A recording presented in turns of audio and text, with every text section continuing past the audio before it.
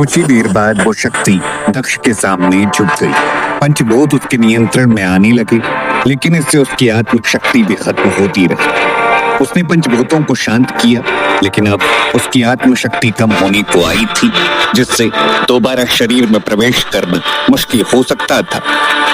पंचभूत तत्वों को शांत करने के बाद कमरे की स्थिति नियंत्रण में आ गई। इसके साथ ही अगले ही पल वो फिर से अपने शरीर में प्रवेश कर गया। मौसम में सुधार होने पर यशोधरा और पन्ना ने राहत की सांस ली।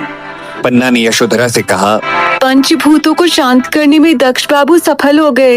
यशोधरा भी हैरान रह गई, लेकिन फिर उसके मन में एक विचार आया। पन्ना, हम पर जो नजर रखी जा रही है, तुम्हें क्या लगता है ये बात बाहर तक पहुंचेगी या नहीं? क्यों नहीं पता चलेगा? पता चलेगा। पता चलने से अच्छा है ना माता। आप क्यों डर रही हैं? मुझे लगता है कि आपको एक बार राजा जी से बात करनी चाहिए। ये सुनकर यशोधरा उदास हो गई। क्या तुम नहीं जानती पन्ना कि राजा जी की तबीयत खराब है? वैद्य ने मुझसे कहा था कि मुझे राजा जी के पास कोई समस्या नहीं लेकर जानी चाहिए।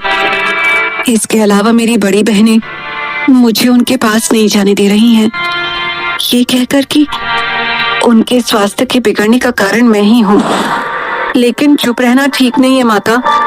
आप पर सुबह हमला हुआ, इसका मतलब है कि इस राज्य के लोगों ने आप पर हमला किया।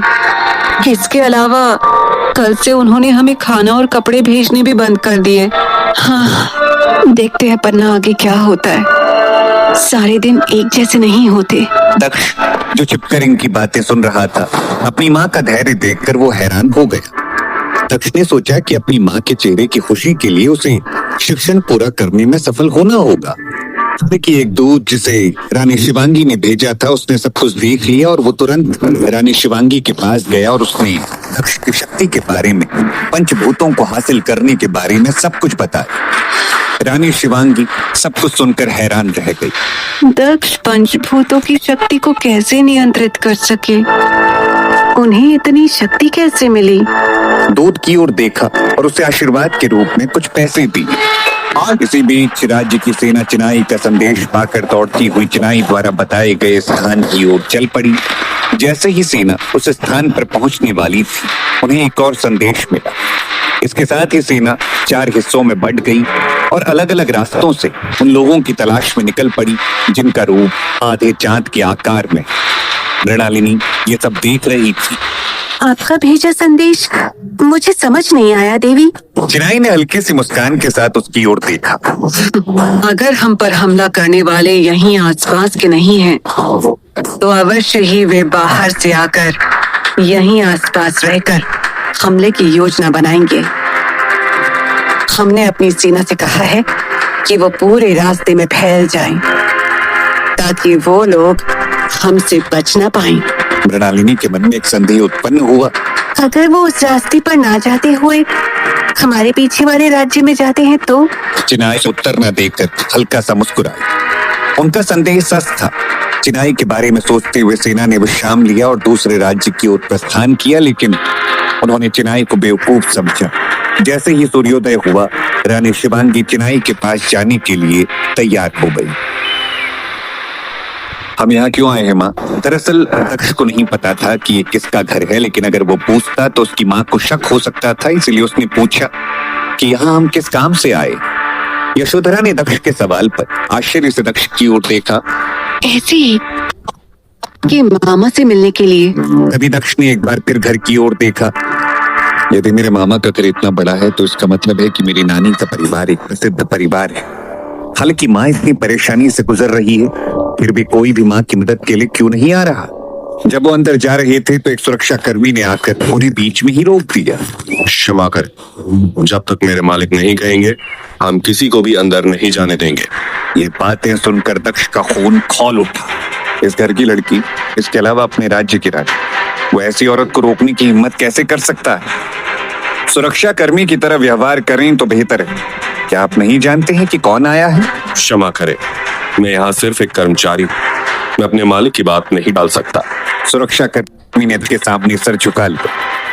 पन्ना फिर कुछ कहने जा रही थी, ठीक तभी यशोधरा ने दर्द भरी आंखों से कहा, उसे सुनाकर क्या फायदा पना, ये मेरा दुर्भाग्य है। अंदर से कर्मचारी आकर कहता है, उन्हें अंदर आने दो। वो उन्हें अंदर ले गया और उन्हें अतिथि कक्ष में बिठाया। अपने ही घर में एक अजनबी की तरह अतिथि कक्ष में बैठने से यशोधरा को और भी बुरा लग रहा था। तभी अनादि मौर्य वहां पहुंच गए। आप यहाँ क्यों आए?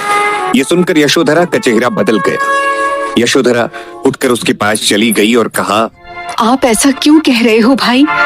क्या आप नहीं जानते कि हम क्यों आए हैं? मैं ये कह रहा हूँ कि आने की जरूरत नहीं थी। मौर्य ने अपनी बातें पूरी की और यशोधरा के सामने बैठ गया। भाई, दक्ष को पवित्र ताबीज मिल गई है और वो पूरी तरह से स्वस्थ भी है।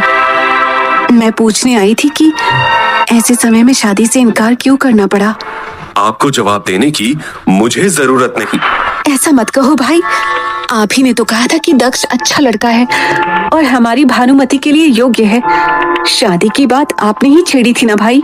ये सच है कि मैंने ऐसा तब की परिस्थितियों में कहा था, लेकिन अब परिस्थितियां अलग हैं। अलग मतलब? अब क्या हुआ? जो हुआ और बेहतर हुआ, फिर दिक्कत क्या है? दक्ष को अपनी माँ का इस तरह गिड़गिड़ाना अच्छा नहीं लगा। माँ, यशोधरा ने पन्ना की ओर देखते हुए कहा। पन्ना, बाबू को बाहर लेकर जाओ। आओ बाबू, कहकर पन्ना दक्ष को वहां से लेकर चली जाती है। उसके जाने के बाद यशोधरा ने मौर्य से फिर पूछा, क्या हुआ भाई? कुछ नहीं हुआ, सबका इरादा बदलता रहता है। आखिर हम इंसान हैं, हमें स्थिति के अनुसार अपने फैसले बदलने चाहिए। क्या हालात हैं? मैं तुम्हारी बहन हूँ, मुझे भी तो बताओ। बहन? अब याद आया? उस दिन तुम्हें अपने भतीजे के विषय में क्यों नहीं याद आया?